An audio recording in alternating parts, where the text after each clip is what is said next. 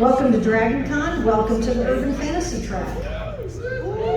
Now, and you guys are the second panel of the 10th in-person year of this track. So, thank you. Thank you very much for coming. So yeah, actually last year was the 10th year if you count each year, but we all know that 2020 was its own special thing. So, yes, but we really appreciate you being here. How many brand new to I've never been to DragonCon before people do we have? All right, thank you. Thank you for finding us at this time. We appreciate it. Now, just a couple of things that I want to remind you about. We do ask, people are aware that you can leave ratings and comments in the app. If you have a really good time tonight, please say so. If you don't, you can also say that, but you could be kind of nice about it, just so that, that I will actually read the comments. Well, we were talking about this last panel, that you know how it is when you're reading. So if you're reading some big long diatribe against somebody or something, and you get about 3 sentences in, you're like, yeah, no, I don't need to bother with this. That's kind of like it's what it is with the really mean feedback. Constructive criticism is good though, if you have any, that's fine. Also, we are going to participate in DragonCon's charity this year, as we always do. This year is Cure Childhood Cancer. And what we do is a little competition between the different fandoms that we cover on this track. And we are a hybrid track. That means we cover both books and media. Well, Supernatural happens to be one of the shows that falls to this track, and we have covered it since the track has been around.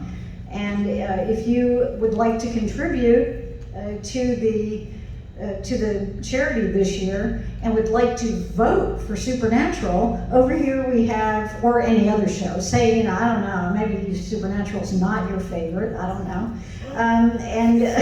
There's a little bucket over there, and if you were willing to if you were interested in making a donation and you would like to do it that way, we keep track of which show wins by the end, and people have a good time with it. So if you're interested in doing that, we'd appreciate it. And also, if you just can't pick, because there's so many great shows we cover on this track, there's also the book bucket, so that you can just leave a donation if you'd like.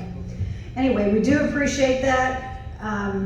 We have a great bunch of panelists here tonight, and we have one newbie. So we're very pleased to have Michael with us tonight.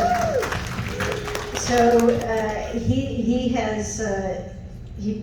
was nice enough to say yes to his friend when she asked him if he would do it because I asked her. So in any case, thank you both. I'm going to have my panelists introduce themselves. What they're going to do is they are going to get 5 minutes in which to make the case that their particular season that they're defending is the best. They're going to be focusing on 5 distinct areas. Character development of both Sam and Dean, or any of the other, major characters in the show or the season. How good was the villain or the villains during that particular season? The season story arc, why it was great and how it fits with what came before and what came after it, in terms of, 15 seasons. What were the best standout episodes? And then just a general idea or a statement of why they feel their season is the best. After their 5 minutes are over, you guys will get to discuss amongst yourselves. We will ask you for some feedback. You can tell us whether you agreed or disagreed with them or whatever. Then, after that 5 minutes are up, we will move on to the next person. At the end, you're going to vote and tell us who made the best defense. Now, it could be that you already know which of those 5 seasons you like best. I bet most of you probably already have an idea. Well, that doesn't mean that's not what you're going to be voting for. What you're going to vote for is who made the best defense when they were doing theirs. Who almost convinced you. Was anybody here last year and had to listen to me try to defend season 7? I'm just saying. I could not not find anybody. I don't think I could have paid anybody to come and do it. So I asked my friend Marx here, I said, Marx, is it really tacky if I do it? You know, if I'm part of it? And he said, no, that's fine. So if Marx said it was okay, I'm good to go. Well, very briefly, I'm gonna have them tell you who they are, and then we're gonna get started. Marx. Hey, I'm Marx Pyles. I'm a podcaster, filmmaker, writer, author. Published some anthologies like Dragons of Differtale and Tales of Monstrosity. And love urban fantasy. Of course, Supernatural is my faves. Hi, I'm Gail C. Martin, and Morgan Bryce is Gail of Red Epic and Urban Fantasy. As Morgan, I write urban fantasy, male paranormal romance, but I like to think that all my modern worlds are one Sam and Eve, walk into and feel right at home. I might be the picture definition next to obsessed fan. Maybe. Just maybe. But I'm loving it all the way, so yeah, Supernatural's my jam. She talks very often about a rabbit hole. I don't think she's found the bottom yet. No. Rabbit holes don't have bottom. Hey guys, my name is Michael Collins. I am a newbie. This is my first panel that I've done at DragonCon, so I'm Hey, I didn't know that, so I feel even more honored now. Thank you. I feel even more nervous. I'm a co-host and theory prognosticator for the Fandom Hybrid podcast, of which Hanako has founded. I have a few of my co-hosts out there in the audience as well. I've been a fan of Supernatural since it started. I love fantasy, and I hopefully will be a published author by this time next year. So. Hey y'all, I'm Beth Dolger. I write paranormal cozy mysteries and urban fantasy. I had an X-Files shaped hole in my heart after that show ended, and I heard about this new show called Supernatural and thought, I'll check out the pilot, maybe I'll like it. And here I am. Hi, my name is Hanako Ricks. I am the creator and host of the Phantom Hybrid podcast, of which Mike is one of the co-hosts. I've been covering Supernatural on this podcast and also a previous podcast since the mid-2000s, and yeah, love my Sam again. All right, now you have seen your contestants, or defenders, or whatever we want to call them. We can call them both. So, season 11, who is responsible for season 11? Poor Michael. Okay. Get off your first panel. This is baptism by fire, yes. And so, Michael, you are going to go ahead and tell us those things that you're aware of. You've got 5 minutes to make your defense to us, well, to the audience. I will abstain from voting because that's like having to pick your favorite kid, and you can't do that, you know. Anyway, go. All right, thank you. I first want to start by quoting the great Joan Osborne. What if God was one of us? Just a slob like one of us. Just a stranger on the bus trying to find their way home. Season 11 is all about finding out who God was. And finding out that it was Chuck, which a lot of us probably already guessed because from season 4, when he basically said, "Oh, I'm God," and Sam and Dean had paid no attention to him. This is a season where he comes out, but the real badass of this season is Amara, who was Darkness, his sister. She was the one who basically antagonized the whole series. Even poor Dean, who she tried to latch into and just keep for herself. And that's one of the main things that I stuck on this thing as far as his character development. Like she was really close to actually getting him under his control. And also I feel like Sam had a big arc as far as when they found out who God was, the speech that he gave in the next episode at the beginning of the episode was just heartbreaking.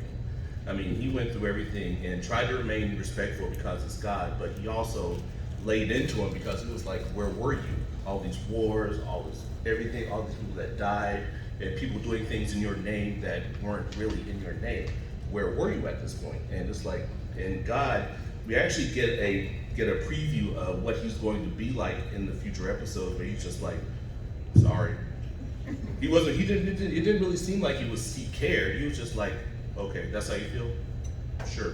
I mean, you actually get a preview of the callousness that he's going to portray in future episodes. As far as like my favorite episode, well, first favorite character, I think probably one of my favorite characters is Cassifer, is Castiel and Lucifer, when they tried to get Lucifer to defeat Amara. I think the way that Risha portrayed that role, going between Lucifer and Castiel, was just spot on. And if any of y'all have watched Gotham Knight and know that he's playing Harvey Dent, eventually going to be Two-Face, I cannot wait for that. That's going to be incredible. But as far as other episodes in this series, Baby got her episode. This is the first time that the car, which is one of the main reasons why a lot of us are fans of the show, actually became a centerpiece of an episode, which was great. It's like, no one, especially when Sam was having a flashback in the car with his dad driving. I think that was one of the best episodes. Also, Just My Imagination was hilarious to me, especially the part where the mother was just smearing the glitter all over her face, and she was like, "Oh, you gotta tell her. I think that Sully's probably one of my favorite guest stars in Supernatural of all time, especially the way he revealed himself when we saw him. And Sam was about to punch him, and Dean came in and was like, "What are you doing?" And Sam's like holding air, and we're rearing back to hit nothing. And he was like, "Oh, we can." And I was like, "Oh man, that's crazy." But also, as far as other episodes, I mean, of course, the battle between Amara and God, when Amara actually disintegrated him, and it's like every plan that they made to get to defeat Amara just basically fell apart. But in the end, she decided to join with her brother and go into heaven. So I think this is the main reason I think this is the best is because it sets the stage for what's to come, namely God being as if the religious section of this world didn't hate this show enough. It basically portrayed God as a douchebag who doesn't really care about any of us, and just hid it on earth just to write a book. And you're like, and most people are like, that's not how God is. God has long flowing hair and robes, or he looks like Morgan Freeman.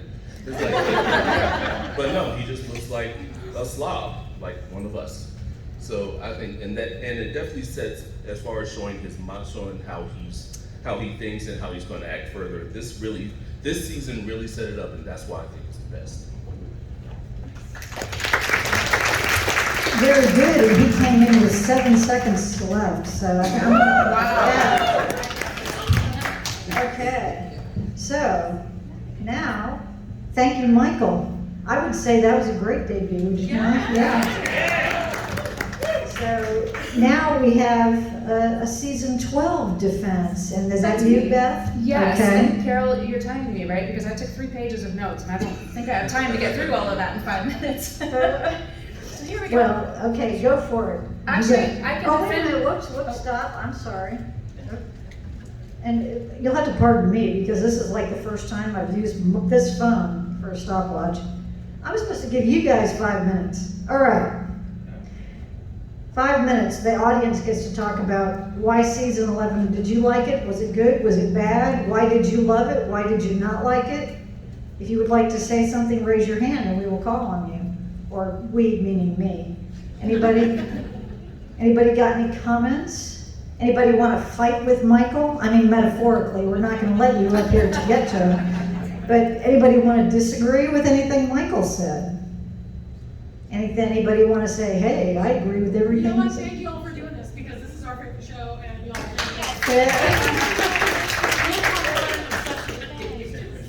And there will be another Supernatural panel on Saturday night, so yes, we hope you'll return for that.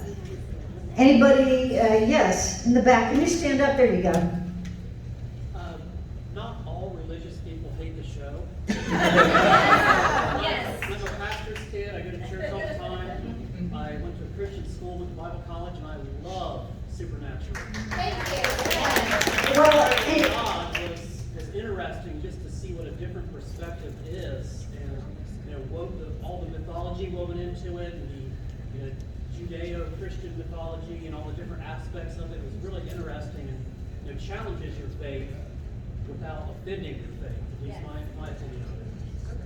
Right, and that's something that I always wondered about, because I did also watch the show from the beginning, and once Chuck started being a major player, and even before that, with the whole, with all of the angel lore that they brought into the show, I always wondered why there wasn't more, protesting against, or people being all upset. Now, to say, that was before the advent of social media that that the show started. But still, I always kind of wondered that. But that's very refreshing to hear what you have to say. Anybody else?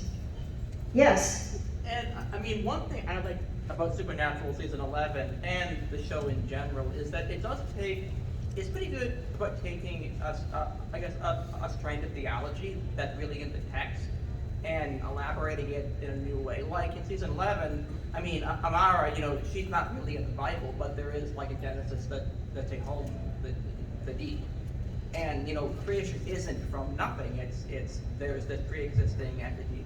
And I mean, and that traces back to other, Near Eastern mythology with like the Enuma Elish, cosmic battles between, in that case, between Marduk and Tiamat, a good and a bad kind of god.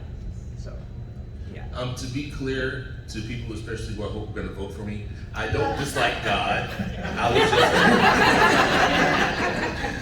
But I was just saying that there's so many people that get offended by certain things that they're not portrayed exactly how they want them to be, how they picture or how it they too, see yeah. them. It's just like, people have seen it. I mean, there's an idea that people have in their mind, and if they don't see it, they get upset. That's basically what I'm saying.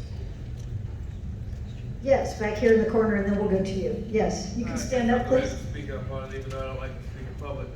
But growing up in an Atlanta ministry, I've gotten to see a lot of different aspects of Christianity, and without the darkness, there's not the light. And as far as people not giving a lot of pushback to the show in general, not just season 11, a lot of it's portrayed truthfully. Like, there are those people that are, have spirits inside of them that are, you have demons controlling what they do, and those creatures that hide in the darkness, and Leviathan, and all those things are real things that are spoken about in the Bible, and the way they're portrayed in the show is very healthy and respectful. And that's what I always liked. And it was fictional, but it was also non-fictional at the same time. Because I've seen blessings and God put his little seasonings and hand into things. I've also seen the devil do the same. So it's just, I like how they portray it in the show. Yes. And that Impala, The balance, you're saying there's balance? There's balance. And I want that Impala one day. I'm going to have it. Then you'll have to fight Jensen for I was it. just gonna say also, in a show that gives us so many good musical moments, the night moves at the beginning of Baby, it's got still like top line. So, like, giving us that, like, musical moments are a big deal, and I feel like that's a big contributor to the mythology. Yeah, it showed it, that moment specifically showed how tight they are, where they can fight or they can be mad at each other. And they're in Baby, and music comes on and it brings them together. And he's like, you like this song. He's like, no. I mean, that's a great example though, yeah. Well, that's our time. We're moving on, folks. Thank you for your input. Okay, season 12 and Beth. And go. Okay, y'all, I said that I had 3 pages of notes to get through, but I can tell you why season 12 was the best in 3 words. Dean kills Hitler. We also get to see the boys in their priest costumes again, which always makes me happy. Character development-wise, I mean, obviously Mary showing back up and being alive is a huge disruption in the lives of the boys, but I think Dean especially has a very interesting character arc in season 12, because obviously he's happy that his mom's back, but then very quickly Mary gets overwhelmed by all of it and bails on them, and he becomes so resentful and so unwilling to understand why she feels that way. Well, mom's back, why isn't she here making me pie every night? And so I think we have to see him kind of go through all of those feelings. I mean, he's essentially grieving. And when we get to episode 22, Who We Are, when Dean goes into Mary's mind, I think that's really where we see the culmination of his character development throughout the season in terms of how he's dealing with his mother. Because that speech that he gives to her when he's kind of there, she's hiding in the house in Lawrence, in her mind, and he says, I hate you, but I love you, and I forgive you. And I just think that's such a powerful speech, and it shows that he finally has empathy for her. He finally understands, his mother is not perfect, and he can resent her and the things she's done, but still have so much love for her at the same time. And I just think that's such a powerful scene. And Mary herself, here's this lady who's suddenly back from the grave going like, what year is it? What, you grown-ups are my 2 little boys? And so I think it's interesting to see how she kind of has to find herself again at the same time that she has to get used to things like the internet. And so that's fun, and I hate that her story arc involves her getting brainwashed by the men of letters. I think that's just, the poor lady just came back from the dead, and I don't think that's what Amara had in mind when he brought Mama back. But again, we get to that episode 22, and the very end of it, we see Mary exactly where she's supposed to be, and that is standing next to her 2 sons, killing bad guys. And I love that. It's like, all right, she's made it through all of this horrible stuff, and she is finally exactly where she needs to be. The other character development I really like this season is with Cass, especially when we get to see that flashback of him from Lily Sunder, House of Regrets, where he's told, hey, there's a Nephilim, it needs to be killed, and he's just like, yes, okay, fine, following orders. Nephilim are bad, we're gonna go and kill this creature. And yet by the end of season 12, Cass knows that Jack is a Nephilim, and yet he becomes that child's biggest defender and biggest supporter, and really a father figure in future seasons. So I like seeing that kind of that change from this angel who follows orders and is just a warrior, no questions asked, to becoming somebody who can really think for themselves and make those decisions. The villains, it's the British men of letters, and y'all know if you've been on any of our other panels, I hate it when the bad guys are just people, because that is scarier to me than it being something supernatural. But I think we get a nice contrast because the British men of letters let us see what Sam and Dean could have been. That they could have been people without compassion, without any kind of remorse for anybody that gets in their way. Is that me? Ooh, sorry, I don't know. So I think it is nice to see that contrast with what they could have been. Standout episodes, the one you've been waiting for, Dean kills Hitler. I love this celebrating the life of Asa Fox. I think that's just a wonderful, it's like a locked door mystery, but it's like a locked door demon possession. And I think that one is a lot of fun, and they have to figure out who's the demon. And then regarding Dean, does what Supernatural does so well, where you start off with what seems like a funny, kind of silly premise, Dean's losing his memory, and then they absolutely break your heart in the course of the storytelling. So it's like you go in kind of laughing at him, and then you wind up crying as he gets worse and worse and worse. And the finale, come on, Cass is dead. Mary winds up in the alternate universe with Lucifer, and here's this baby that just came out of the womb and is somehow fully grown and possibly going to destroy the world. Excellent ending to the season. And I would say that without season 12, we would not have 13, 14, or 15, because it really sets up everything with Jack and the alternate universe. How'd I do, Carol? Where am I at? 28 seconds. Oh, okay. 28 seconds? Y'all, Bobby's back. We get to see him again. That's my final argument. I see, and you thought you couldn't do it. Okay, audience comments. Season 12, yes.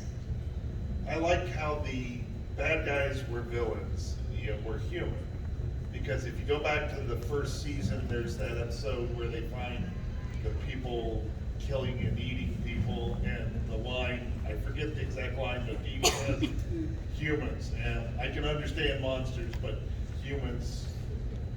Yeah, Which 100%. Yep, much scarier. Humans I get, people are crazy. Yep. Absolutely. Which is always one of my favorite lines.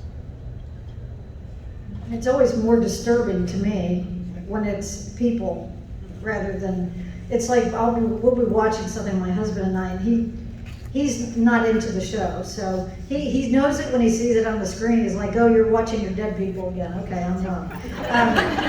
But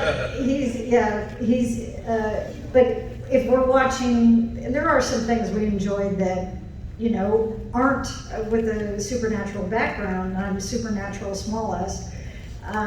And whenever I see somebody getting tortured, or a human getting tortured by another human, that bothers me a lot more than when it's some kind of other creature doing it. So I understand what you're saying about the villains being more disturbing. Any other comments about season 12? You still got like a minute and a half, 3.5 minutes. Yes, right here. One bad thing, proud of that. R.I.P. That was a shocking moment of the season. I literally dropped my jaw with that. Oh, I know, it was just like, well, you know, now, Renita was part of our, anybody else watch our Supernatural Rewind series on our YouTube channel? Did anybody watch that? We're gonna plug that in a minute. But Renita will remember that I have a Funko of Crowley, and every time he was mentioned during the panels, he was summoned, and I had to I should have brought him to the panel, knowing that this was coming. Yes?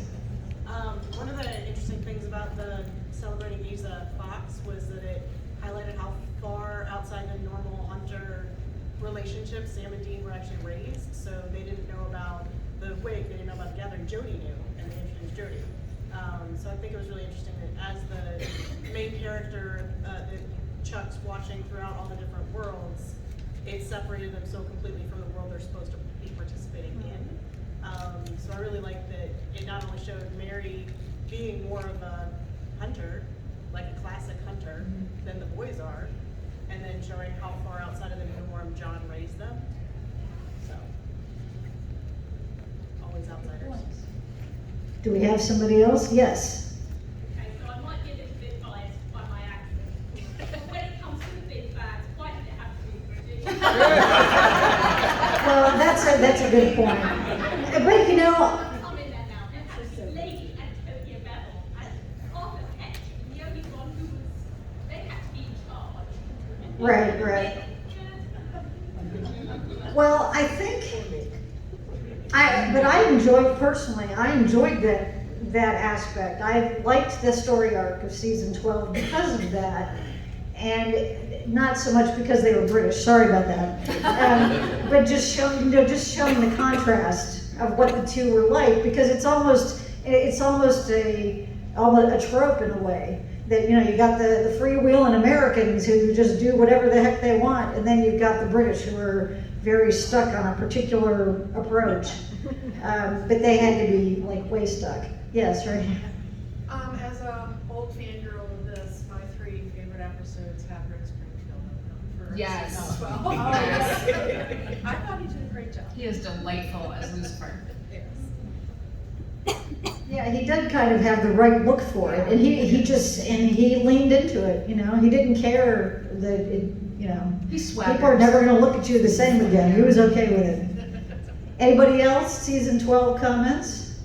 Yes, Renita. One thing about the British letters that was interesting to me is that, you know, when they were kind of introduced earlier, they were kind of like the researchers and the gentleman's hunter, if you will, and they always were considered looking down on the hunters. But then you have Ketch, who it seems more hunter than the letters, and that's one interesting development I found in this when they brought them back, because you're expecting these, you know, all proper kind of people, and they're hunter, but they have a big hunter side to them as well.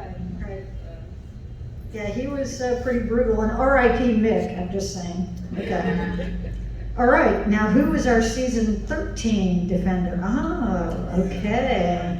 Marx is going to tell us about all those wonderful things about season 13, and go. So, lucky 13. I hear it likes the British much better than season 12. So, you know, we're on year 13 of the show. It's pretty hard to keep things fresh, right? So you need to sprinkle some new ingredients in there, but also respect the ode. And I think this season really does that, because we get a lot of ode characters back. Donna and Jody, we get a Ketch who gets a second chance basically to kind of make up for the past a little bit.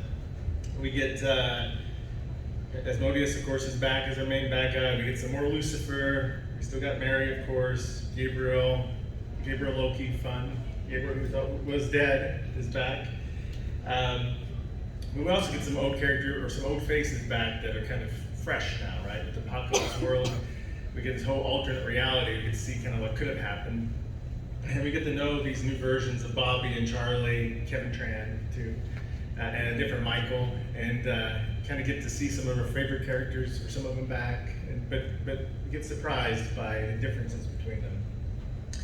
And also now that's expanding this whole world now. Now we got multiverse. We got all this other possibilities arising. Chuck has been making other worlds out there. And we also, they expand in some other ways too, because we also get it's a small episode, but I love Cthulhu and stuff, but The Thing was really nice nod to Cthulhu, Lovecraft type stuff. Cool little threat that never really surfaced too much. We also get The Bad Place. We get the Wayward Sisters, which would have been a great, I think, personally, it would have been a great pilot. Not only, it wasn't just like a pilot that just springs up out of nowhere. Some of these characters have been around for a long time, Don and Jody and others.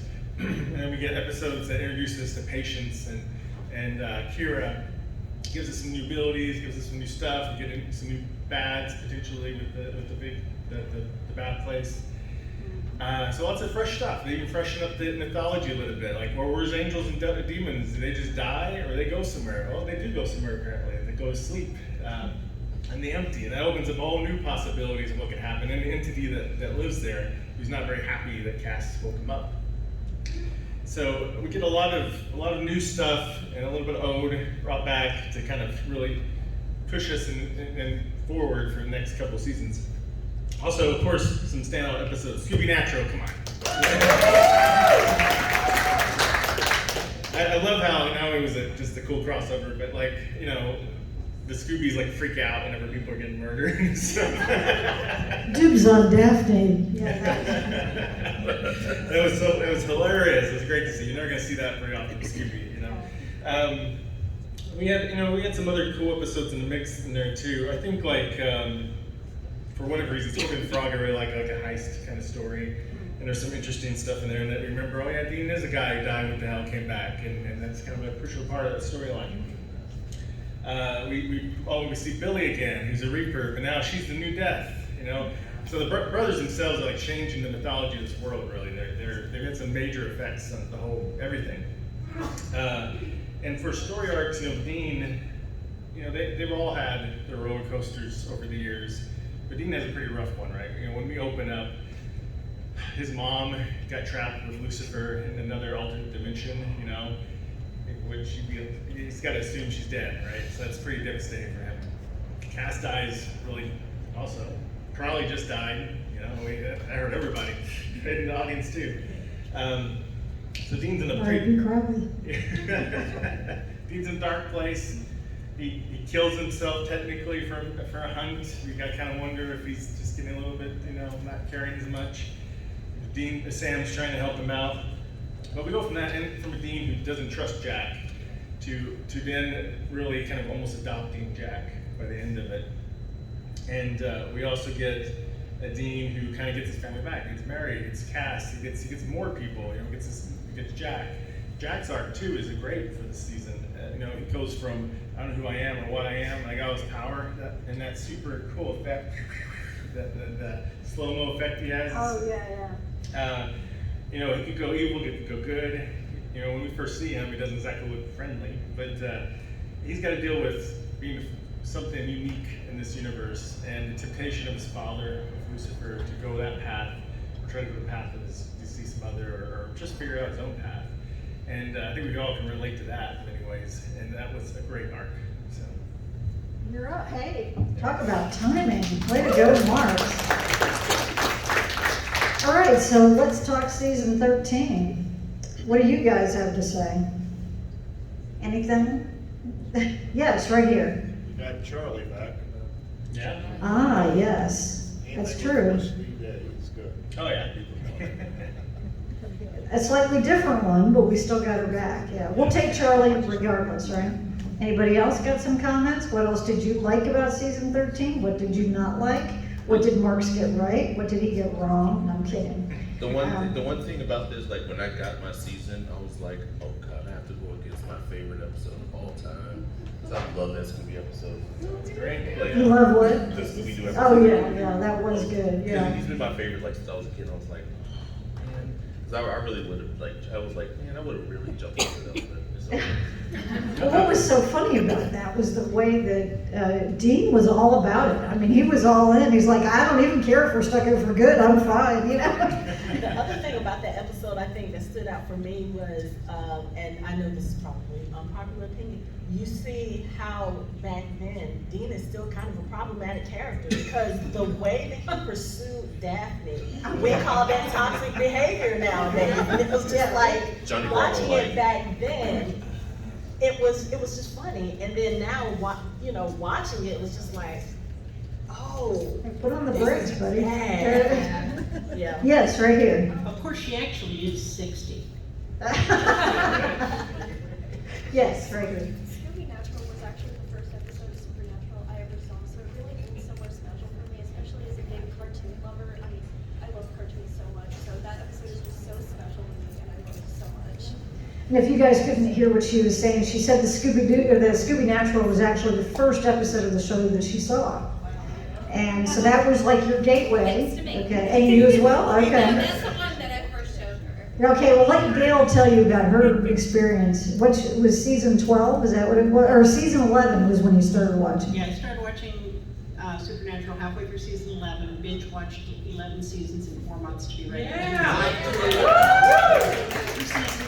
Do you recall when she introduced herself, she said maybe she was upset? No, I'm just kidding. And now I blog for the Winchester Family Business, and I run a fan site on Facebook, and I run the Supernatural track on continuously. I just want to say, as a mother, I think Jack is a typical teenage boy. Part spawn of hell, part perfect angel. Yeah, that's right.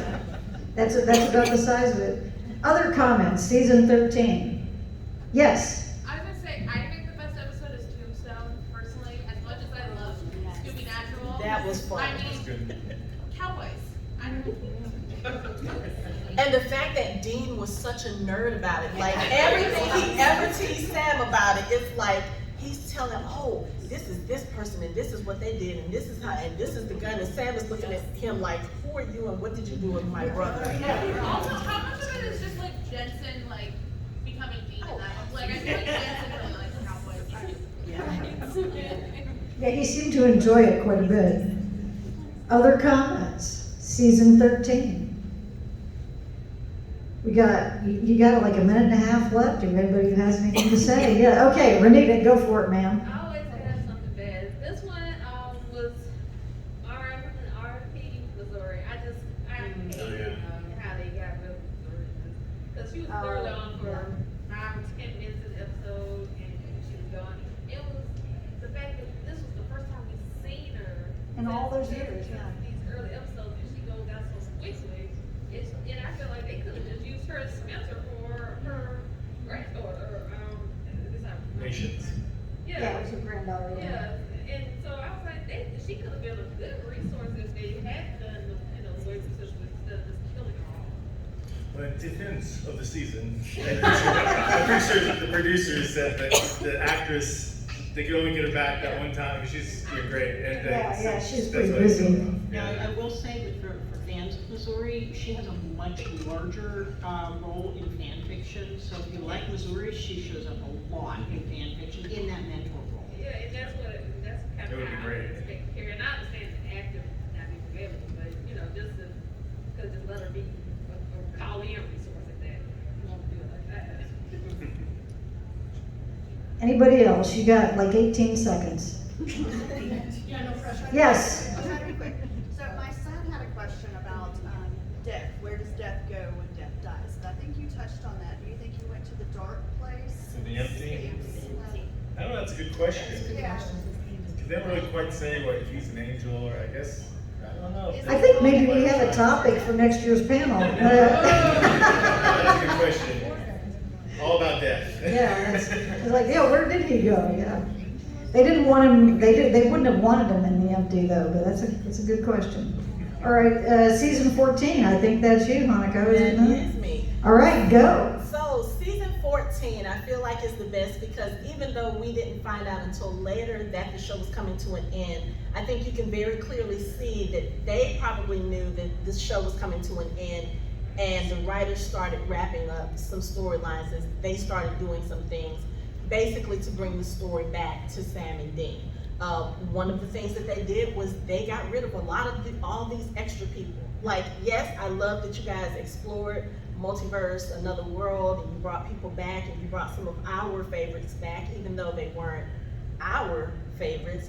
But it started kind of diluting the storyline and kind of blurring the lines about what the story was supposed to be. So you start getting rid of those people. And I hate the way that it had to happen, but you see that propel Sam and Dean in their character growth for the season. As far as character growth for the season, the two characters that really stood out for me in the season were Dean and Nick, okay? Jensen Ackles had to play so many different versions of himself in this season. You start out being possessed by an archangel and doing all of these horrible things and dressing so magnificently. If that's what getting possessed by an archangel does for Dean, I'm all for it at least 6 months of the year. I like the flannel, but you can't tell me that Archangel Dean was not one of the best parts of the season. But you get to see him be possessed by this archangel. You get to see this archangel leave him and him having to deal with the trauma of what he did under this person's control. Then for Michael to take control again and to see Dean be strong enough to contain an archangel in his mind, that is something that I don't think Dean from previous seasons could have done because he did not have that maturity. I think part of that maturity did have to come from the situation they found themselves in, him having to get his mother back and having to learn grace and forgiveness and looking at someone else's point of view instead of just going on his emotions all the time, because we know we love Dean. Dean can be toxic sometimes when it comes to his emotions and what he feels should be done as opposed to what is done. So I think we see a lot of growth with his character in that. The fact that he is willing to sacrifice himself so that Michael doesn't destroy the world. The fact that when Jack is dying, Dean is the person who takes him and spends time with him because he's like, okay, look, he doesn't want to keep fighting, trying to figure this out. He doesn't want to repeat the same cycle that him and Sam have been doing since the beginning of the show. You know, someone gets ready to die, you go make a deal, you do this, all of these different things. I think Dean got to a point where he realized that, okay, this is not gonna go the way that we want. We have to learn how to deal with it and move on. And for me, that shows a healthy growth of progression for Dean's character. As far as Nick's character, going back to what you guys were saying about humans being the real villains, to see a Nick without the influence of Lucifer, but to see what lengths he was willing to go to, I think the way Mark Pellegrino played that was brilliant because you could see flashes of Lucifer in his performance, but this was all Nick. And I think it was just one of those things where it got to the point where Jack had to kill him because Nick was willing to kill Sam just to get his revenge, just to bring Lucifer back because that was what he wanted. Just the performances between Jensen and Mark Pellegrino, phenomenal. My favorite episode has to be Lebanon, and I think that is because one, we get the return of John Winchester. You get to see this family unit, and you get to see a glimpse of what the Winchesters could have been had they remained whole. But also going back to what I said earlier about this season starting to bring it back to Sam and Dean, you finally get to see all of them, John included, get closure for the first time in ever. You know, he gets to reunite with his wife that was taken from him. The boys get to see their parents together, which Dean had seen, but Sam had never had this experience. And I don't care how many times I watched that episode, I cry, I bawl like a baby. It's one of those episodes that's so emotionally impactful because also Sam and Dean get to let go of all of the hurt, all of the anger that they had towards their father over these last 20 years. And they finally get to make peace with, you did the best you could with what you were given. And if you had not done this, we wouldn't be the men we are now. And you see that when John comes and everything starts to change, you start to see what happens to what a world that Sam and Dean didn't save is beginning to look like. And your time is up. I'm sorry. I hate to cut people off, but yeah. But, okay, oh, my phone just decided to do its own thing. I don't know what that was about. All right. Come on, stopwatch, come back. All right. Okay. Season 14, audience. What are your comments? Yes, we have somebody with a hand up right over here. Continuing on Lebanon, you also got to see Castiel and now the Winchesters. So like return of Smitey Castiel. The return of what? Smitey Castiel. I like that. That should be a whole thing. You know, I mean, can you imagine if they did a Funko for that? I mean, they have one with the lanes, and they have that would be good. Any other? What other season 14 comments we got? Someone's over here. Over here. Oh, I'm sorry. We got to see Jensen's wife on the show. Yeah. Oh, true. That's true. Yeah. That was interesting. The faith healer, yeah, who moved from town to town. Anybody else? What did you particularly like about 14? What did you not like? What did you disagree with what Hanako said, and what did you say, yeah, she was right, thank you? Anybody? Everybody's thinking really hard. Oh, yes. And no British men have met letters this time, so, okay.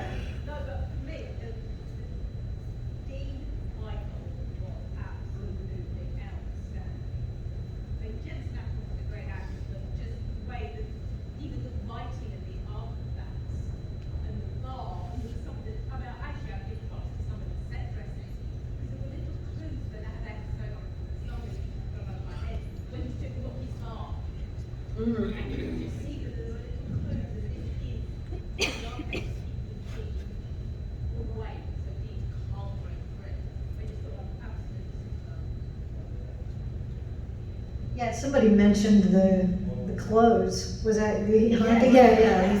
The sharp dressed man for sure. Peaky Blinders. Yeah, yeah, right then. And I mean, even just the way that he walked in that, it was so different. Like, yeah. You could really tell that this was not the person that we were dealing with. And then when he would switch over, you would see that change. Well, I have a question for you. Did anybody watch Big Sky? The TV show with Jensen? I haven't finished it, so don't tell me what happens. But I did. It's a long story. But anyway, I was enjoying it. But did anybody else besides myself and Gail, because we already talked about this, enjoy the little comments about, like, when I forget the character's name, the PI, the one when she moves into a new house and Dean gives her some salt to put around the windowsills, and there was some other supernatural, you know, kind of little Easter egg hidden in there that I was like, oh God, that's hilarious. So, are there more? What's that? He said stuff moves. Yeah. So yeah, that was a lot of fun to see that they could do that on a, you know, on a show that didn't feature the supernatural. They were still willing to put those little things in there to, you know, to kind of honor his character. Any other? We got a minute and a half left. Anybody? Oh yes. I did want to touch on what you said about Pellegrino and his portrayal of Nick and his desperation to have Lucifer back, and the extent that he would take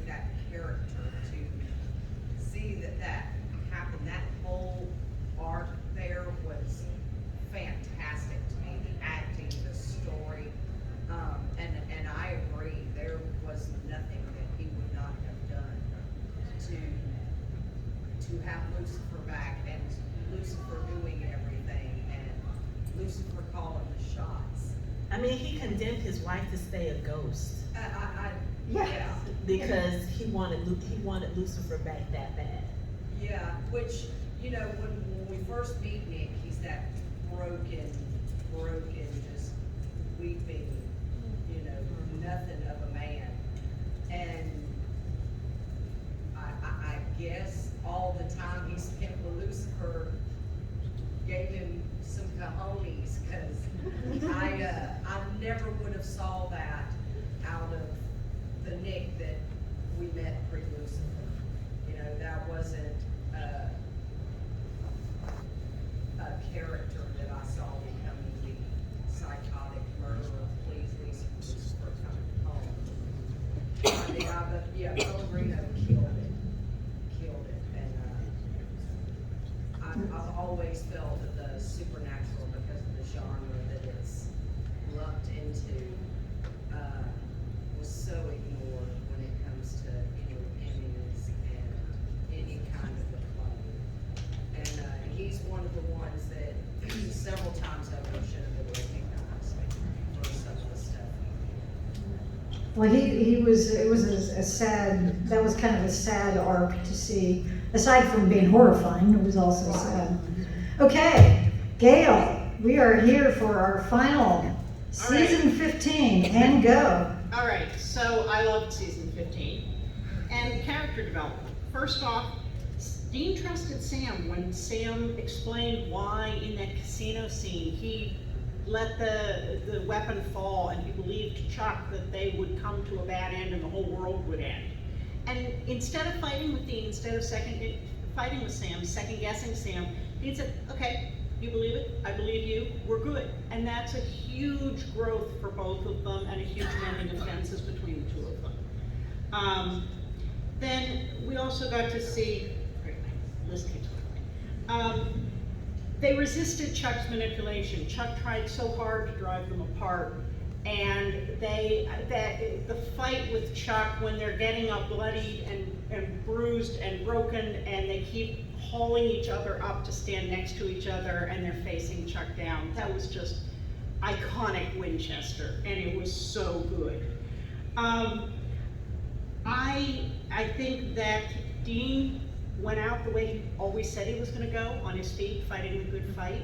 Not that he wanted to leave right then. I think he and Sam were really good. Jared has said that he believes that there was at least a 5-year gap between episode 19 and episode 20, where Sam and Dean got to have a life together in the bunker. Maybe hunting, maybe not, maybe they got toes in the sand, but he thought there was at least 5 years there. It didn't happen immediately after. But Dean went out the way he expected to go. Sam didn't try to bring him back, another growth moment. That barn scene was beautifully written and acted and so poignant and so beautiful.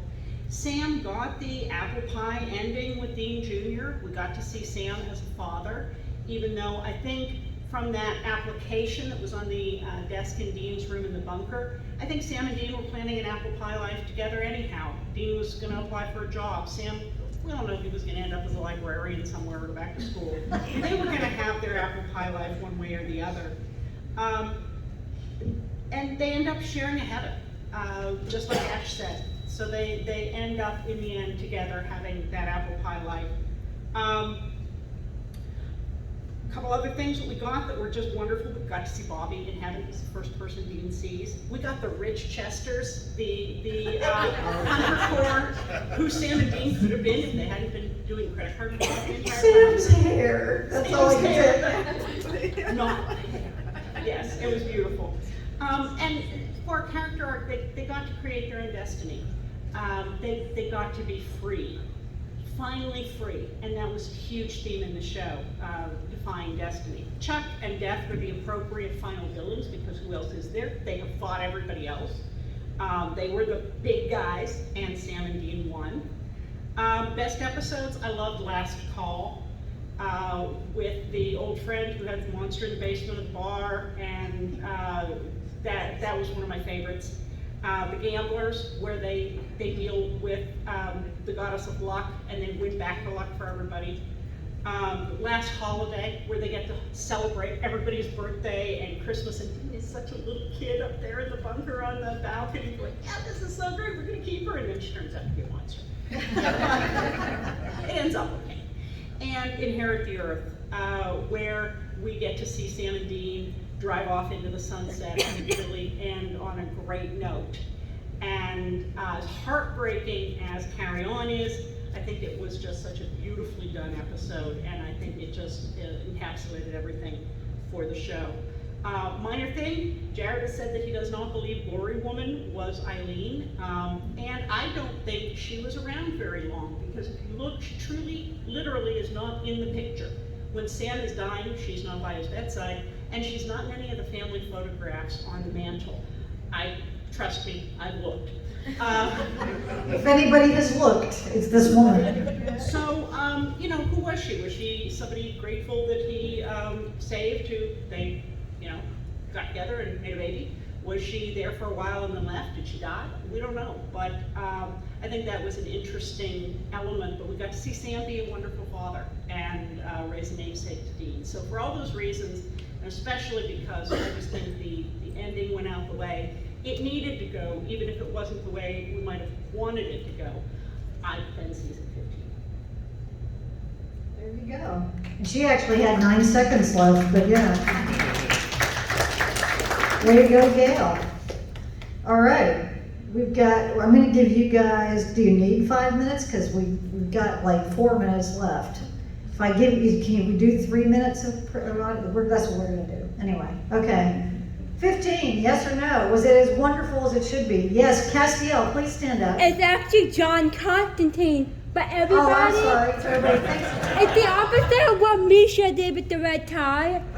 But I love season 15 for the fact that they touched on some of the stuff, knowing that it was the last season, stuff from earlier seasons, like the woman in white, when they find the car, and when they mention that some of the people that died, like that when hell broke loose, that some of the villains from the past were getting brought back. And at the same time, I like seeing where they took it with like bringing in the new one, like John Wayne Gacy with the kids actually opening these cigar box and stuff. I actually, because of how much I'm in the supernatural life, saw the death scene of Sam and Dean before I got to the episode. Took me 3 days to get back to it, because it was like I lost family of my own. And I absolutely, as a queer person, love seeing how Dexter becoming canon and getting Castor and finally revealed that he's in love with Dean. It's sad that in the English version of it, we do not hear Dean say, I love you back, but only in the Spanish dub we do it, and that's it.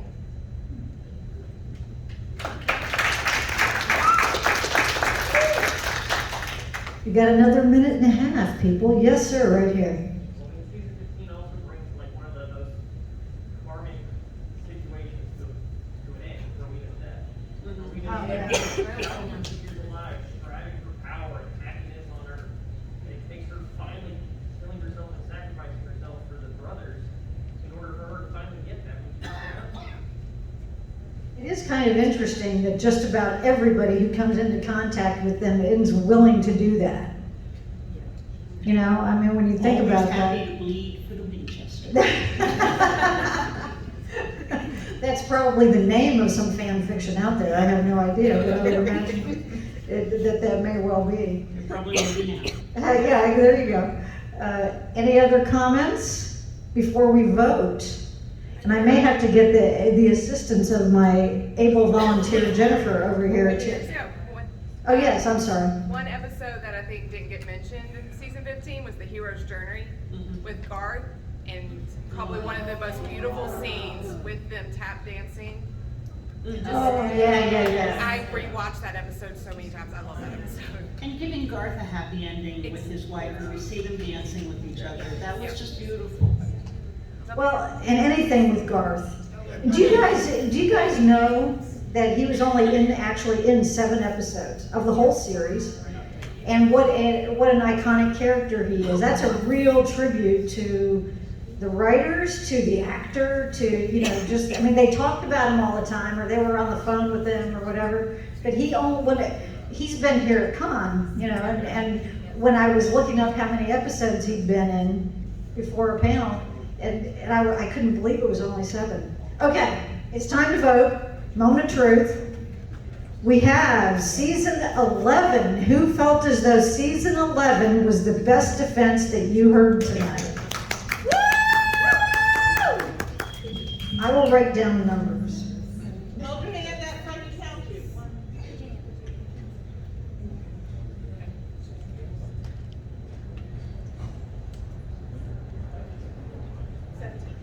Okay. Season 12.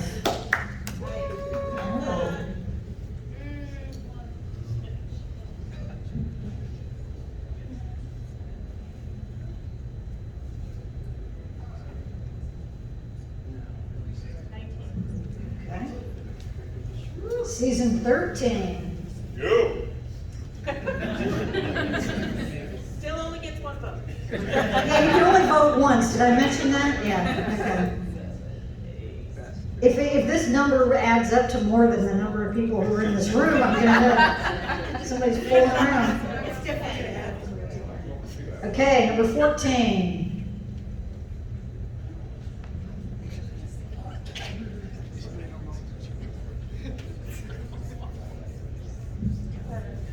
And season 15.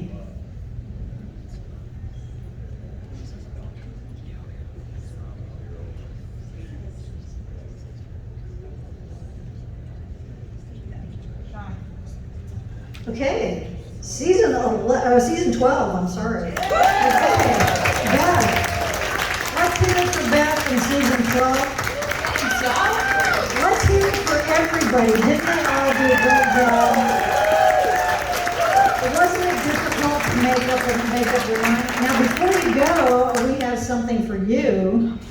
If you will look at the top of your right-hand chair leg in the front, look at the front and look for a green dot. I can promise you there is one. If you find a green dot, it's at the very top of the chair leg. If it's not on yours, but you find it. Take this hand and reach down to the chair leg right there. And if you don't see it on your chair, but you see it on one that somebody else is not sitting in, you can claim it. I promise you there is one. And we don't do this to people on purpose, just to see. Anybody find it? It's a green dot.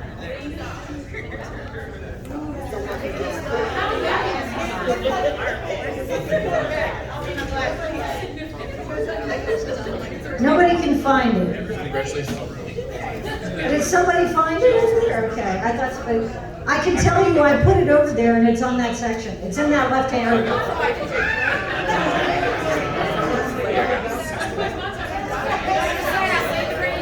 The other thing, what's that?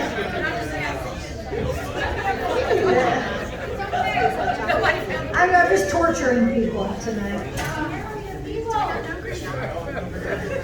No, I know I put it over on that side. Nobody found it? Who's got a birthday on September 1st? Anybody? Courtney's was. Okay. Courtney's is the second. Did somebody find it? Or somebody had their hand up? Well, let you guys, thank you for coming. I hope somebody finds the dot because they get to win the car. Not me car. Like y'all got my hobby. I'll dump this room, I swear to God.